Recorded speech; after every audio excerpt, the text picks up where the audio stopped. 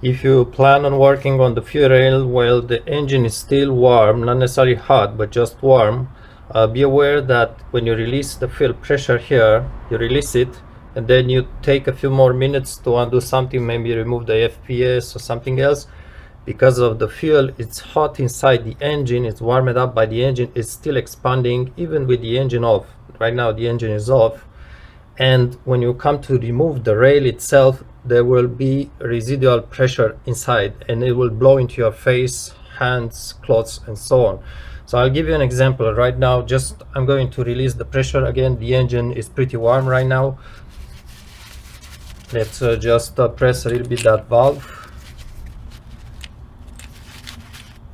Make sure you use Google's, it's a good idea because you never know how it jumps into your face.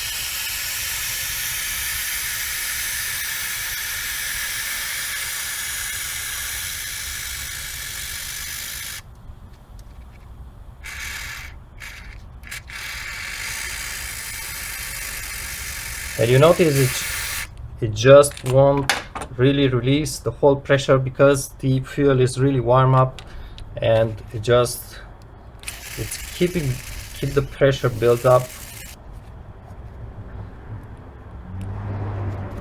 I'll just try to get it again.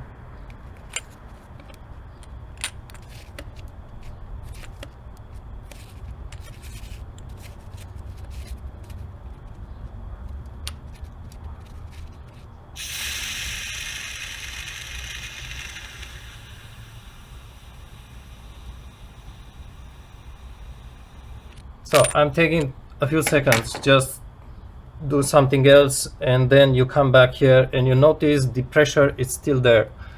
It's strange a little bit, the pump is not running, the engine is not running, it's just the fuel that's really warm up by those lines coming throughout the engine, I guess, and it's just, you will have again pressure inside the rail, but you think you've released it and you go remove the rail, and that's when you get sprayed. And gasoline is really not fun. It's definitely not the funniest thing, especially in your eyes, face, so on. Let's just try to depress it again to see if there's supposedly the pressure has been removed. Let's just try it again.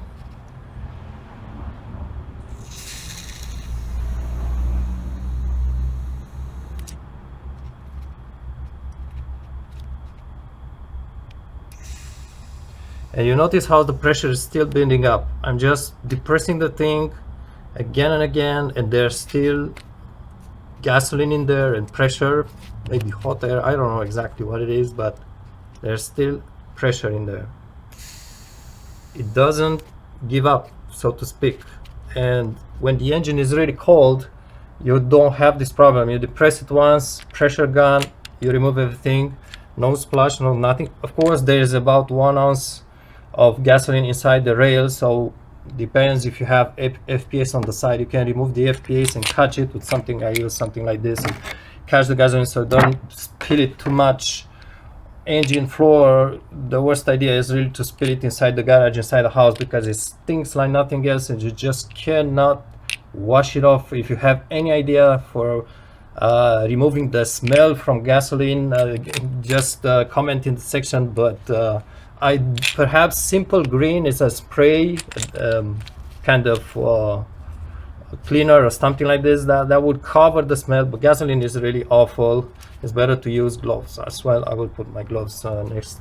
Let's just try it again. So we think the pressure is no longer, and you still have pressure. It doesn't look a lot. It doesn't have to be a lot. When you remove the maybe the rail, maybe the sensor here, or disconnect the line, it will just flash it, and it is not what you want. Also, just my experience, if the system works well, it's really tight, it's really sealed, pressure sealed as it should be. I did remove a few sensors from the junkyard, and cars inside the junkyard stay there for 1, 2, 3, 4, 5, 6 weeks. I don't know how long they keep it, but I've almost always have pressure inside the fuel rail, even after sitting several weeks in the junkyard.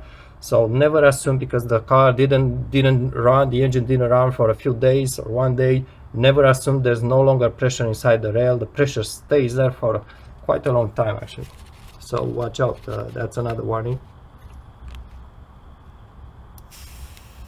And you can hear it, there's still pressure building up. Again, warm or hot engine, watch out for this, and work careful, and again, try not to spill gasoline. It's not fun at all. Good luck.